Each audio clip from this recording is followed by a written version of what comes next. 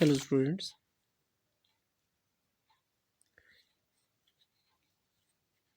आज से हम लोग कोशिश करेंगे कि जो इम्पोर्टेंट क्वेश्चन आपकी बुक्स के बनते हैं, जहाँ जहाँ से क्वेश्चन एक्सपेक्टेड है वो मैं आपको बता सकूं, और ताकि हम उस हिसाब से प्रिपरेशन करें और अपना पास होने का जो है चांसेस उसको बढ़ाएं।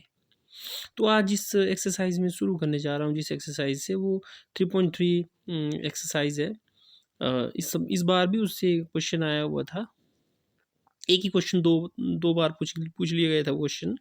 तो हम पहले एक्सरसाइज देखेंगे और उसके बाद समझने की कोशिश करेंगे कि इस एक्सरसाइज में इम्पोर्टेंट है क्या। सबसे पहले देखिए, मैंने आपको एक ये भेजा हुआ था बहुत पहले एक वीडियो के माध्यम से।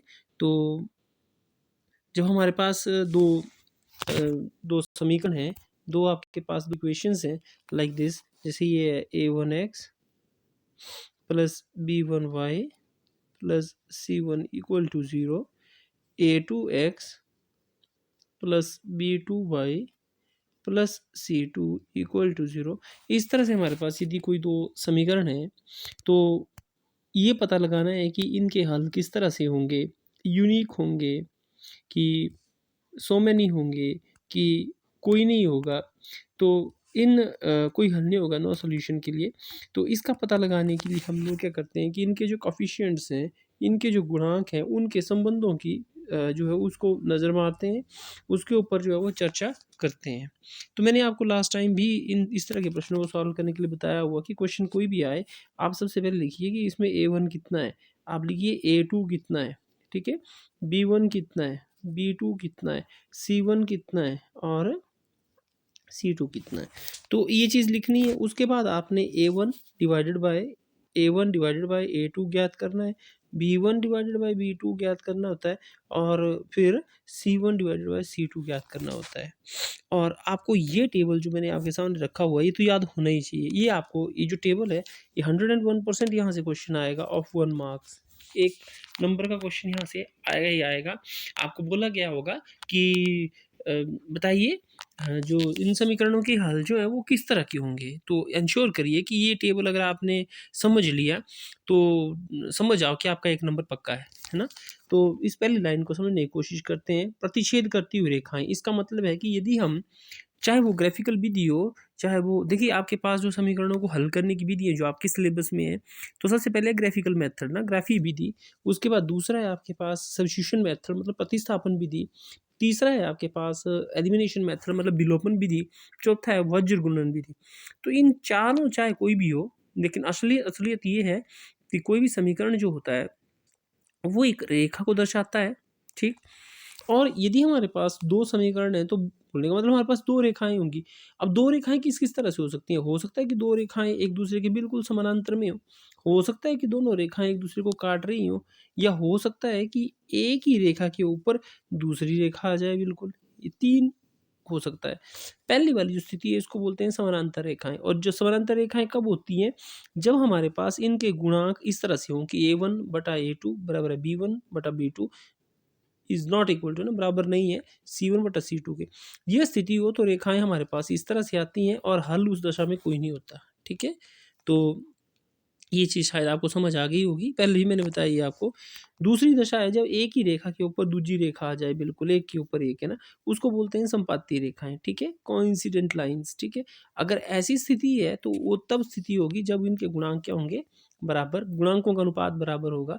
और इस दशा में आपके पास हल कितने होते हैं? अपरिमित रूप से अनेक, इनफाइनेटली मेनी सॉल्यूशंस, ठीक है। तीसरी स्थिति हमारे पास ये हो सकती है कि दोनों रेखाएं एक दूसरे को काटें। तो जहाँ वो काटती हैं, जिस बिंदु पे वो काटती हैं, वो बिंदु हमारे पास क्या होता है? इन समीकरणों का हल, ठीक है, is the solution of the equation.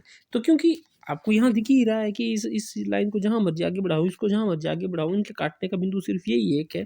तो इसलिए इसका जो हल होता है वो कैसा होता है? अद्वितीय हल होता है, यूनिक सोल्यूशन होता है इस तरह के समीकरण का। तो ये टेबल आप बिल्कुल क्लियर करिए, ठीक ढंग से समझिए इस चीज़ को। अगर आपने ये समझ लिया तो समझ लेना कि आपका काम जो है वो लगभग बन गया। तो देखिए आपके पास जो 3.2 एक्सरसाइज है, अगर हम इस एक्सरसाइज के ऊपर ध्यान दें तो आप पाएंगे कि इस एक्सरसाइज में जो है वो क्वेश्चंस इस तरह से हैं। देखिए आपके आपके सामने ही है क्वेश्चंस ये। देखिए ये पहले दूसरा तीसरा और चौथा। ये क्वेश्चन जो हैं ये इनमें से आपको 2 क्वेश्चन पेपर में आने की संभावना है। तो जो पहला क्वेश्चन आपको आ सकता है वो ये और ये आपको आएगा 2 मार्क्स का, और ये वाला क्वेश्चन यदि आया तो ये आएगा आपको 3 मार्क्स का। ठीक है, आएगा 100%। यहाँ से 100% क्वेश्चन आएगा, और लगभग यहाँ से क्वेश्चन जो है ये जिसकी जो चांसेस ज़्यादा रहते हैं जिस क्वेश्चन के आने के, वो क्वेश्चन आपको बताता हूँ मैं। ये 30 ये जो चौथे नंबर का जो क्वेश्चन, सॉरी थर्ड नंबर का जो क्वेश्चन है 2x + y, ये थर्ड नंबर का क्वेश्चन है, ये मैक्सिमम टाइम आया हुआ क्वेश्चन है। ठीक है, पहला और थर्ड, और एक इसमें एग्जाम्पल भी है, उसको भी आपने ध्यान से देख लेना, वो बार बार आया हुआ है। तो आपको मैंने ये क्लियर बता दिया कि 2 नंबर का क्वेश्चन कहाँ से आएगा, 3 का कहाँ से आएगा। आपको जैसे ये समीकरण पूछा हुआ है कि इसमें आपने बोला है कि प्रतिच्छेद करते हैं, समानांतर है अथवा समपाती है, तो सबसे पहले A1 A2 और जो A3 है जो मैंने बताया वो आप लिखिए, और उसके बाद आपका जो क्वेश्चन करने का जो प्रोसेस होगा वो स्टार्ट हो जाएगा। ठीक है, तो अ, आगे बढ़ता हूँ मैं। 3.3 एक्सरसाइज की तरफ सोच रहा था मैं, वो करवाता आपको। 3.3 एक्सरसाइज में आपके पास देखिए, ये आपके पास 3.3 एक्सरसाइज है। जो फर्स्ट क्वेश्चन है इसमें देखिए, आप जो फर्स्ट क्वेश्चन है बेटा आपका इसमें, वो आपको ये वाला जो पार्ट है यहाँ से आपको एक क्वेश्चन आएगा, जैसे कि इस बार ये वाला क्वेश्चन आ गया था पेपर में। ठीक है, ये आएगा आपको 2 मार्क्स का। ठीक, अगर आपको इसी में आपको ये वाला क्वेश्चन आया तो ये आएगा 2 मार्क्स का। ठीक है, और ये जो नीचे वाले जितने भी हैं, देखिए अगर आप पेपरों को ठीक ढंग से नज़र मारेंगे तो आप पाएंगे कि ये क्वेश्चन बहुत बार आया हुआ क्वेश्चन है ये। ठीक है, ये क्वेश्चन भी बहुत बार आया हुआ है, तो ये दोनों क्वेश्चंस के चांसेस जो है वो बहुत ज़्यादा रहते हैं, और अगर ये क्वेश्चन आएंगे तो ये आएंगे 5 मार्क्स के। ठीक है, तो थोड़ा सा ध्यान रखना है इस पे। एक आपके पास इसमें जो क्वेश्चन है, एक 5th क्वेश्चन है जो इसमें इस पेज में नहीं आ रहा है, शायद आगे होगा। तो ये देखिए यहाँ पे ये अंश और हर में जोड़ दिया जाए वाला क्वेश्चन जो है, तो ये जैकब वाला जो क्वेश्चन है ये भी आया हुआ है। तो इन दोनों क्वेश्चन को थोड़ा ध्यान रखना है आपने, 1 2 और ये 3 और ये 4। ठीक है, तो इन चारों क्वेश्चन को थोड़ा सा ध्यान रखिए। ये क्वेश्चन आएंगे 5 मार्क्स में। ठीक है, और जो ये फर्स्ट क्वेश्चन है ये आपको आएगा 2 मार्क्स, ये वाला जो 2 मार्क्स का। ठीक है, 2, ये भी 2 में, और वो वाला 5 में। ठीक है, तो सब्स्टिट्यूशन मेथड की ओर थोड़ा सा नज़र मारते हैं हम लोग कि होता क्या है सब्स्टिट्यूशन मेथड, प्रतिस्थापन विधि है क्या, ये समझने की कोशिश करते हैं हम लोग। देखिए, प्रतिस्थापन विधि में जो आपके पास जितने इस पहले क्वेश्चन में क्वेश्चंस हैं, उनमें फर्स्ट क्वेश्चन तो आप देख ही चुके हैं। ये आता है पहले क्वेश्चन के, जो देखिए पहले क्वेश्चन के टोटल पार्ट्स हैं आपके पास 5। ठीक है, तो इन 5 में से लगभग एक क्वेश्चन तो आया ही आया है हर बार पेपर में, है ना। तो 3 सीरीज हैं, तो इसका मतलब 3 क्वेश्चन यहाँ से फिक्स हो जाते हैं। ठीक है, तो अगर हम नज़र मारें तो देखिए पहला क्वेश्चन आप कर चुके हैं, लेकिन दूसरा क्वेश्चन देखते हैं। दूसरा क्वेश्चन है s - t = 3, और दूसरा इसमें समीकरण s/3 + t/2 = 6। आपने इस समीकरण को हल करना है प्रतिस्थापन विधि से। ध्यान रखिए, अगर आप प्रतिस्थापन विधि से इस प्रश्न को हल नहीं करते हैं तो आपको मिलेगा 0 मार्क्स। ठीक है, तो जिस विधि से लिखा हुआ है आपको उसी से वो सॉल्व करना होता है। ठीक है, प्रतिस्थापन विधि में क्या करते हैं हम लोग कि एक वेरिएबल का मान दूसरे वेरिएबल की फॉर्म में निकालते हैं और फिर उसको पिछले वाले समीकरण में भरते हैं।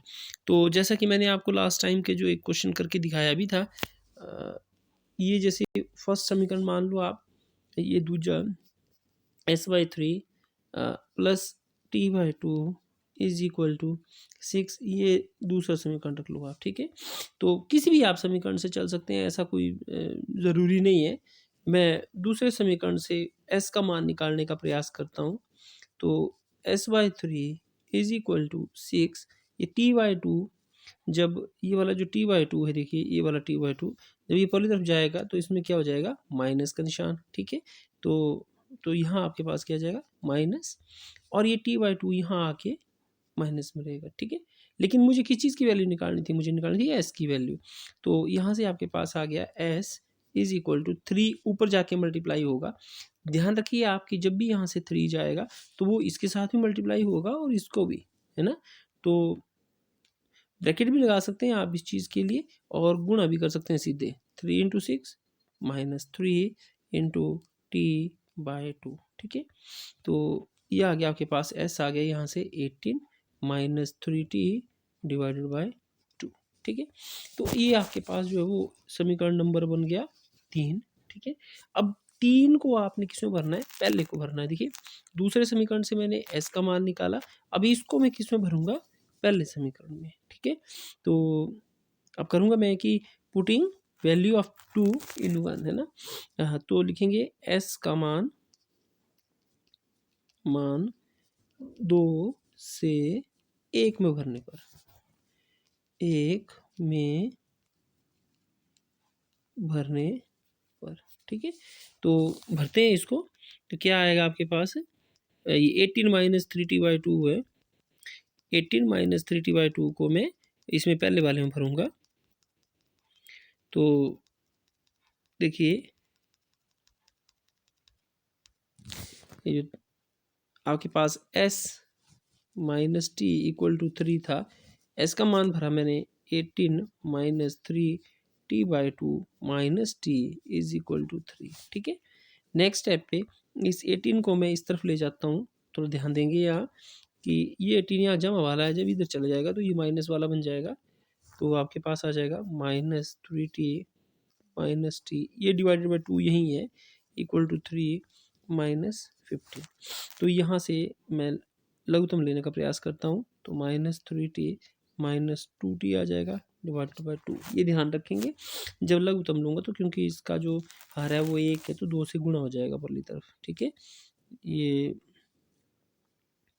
18 रखता हूँ इसको भी, तो ये आया माइनस, ठीक है, 18 है ना ये।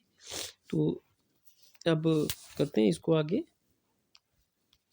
तो अब देखिए कि माइनस 3t माइनस के 2t कितने हो जाएंगे, माइनस के 5t/2 is equal to minus 15। तो माइनस के साथ माइनस क्या हो गया, कट गया, आपके पास t आया 15, 2 क्योंकि नीचे है तो वो चला जाएगा ऊपर, और 5 ऊपर है वो आ जाएगा नीचे, ठीक है। तो यहाँ से आपके पास आ गया 15 इंटू 2 डिवाइडेड बाई 5, तो ये 5 3 से 15, और t की वैल्यू आ गई 6। अब t की वैल्यू आ गई है 6, तो अब आप लिखेंगे कि t इक्वल टू 6,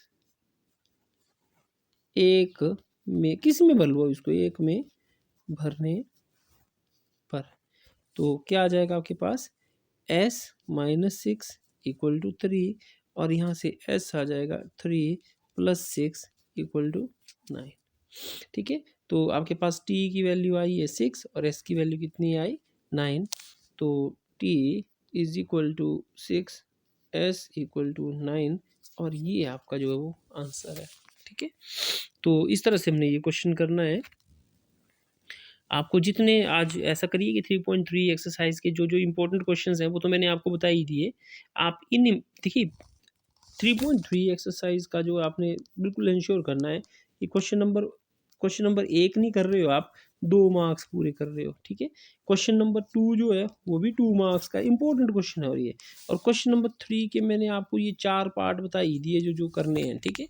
तो ये करिए, समझिए, अगर कोई प्रॉब्लम आती है तो ज़रूर आप मेरे से पूछिए, ठीक है। ओके।